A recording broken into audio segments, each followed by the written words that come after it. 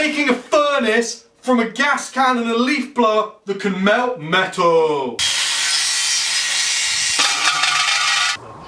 We'll have a look. Oh yeah.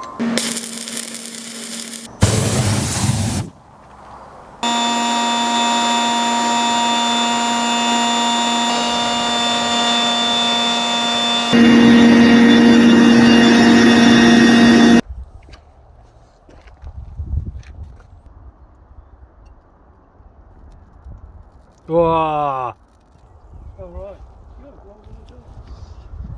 Well, that was pretty sick. I managed to turn some useful aluminium box section into a useless pool of aluminium on the concrete outside.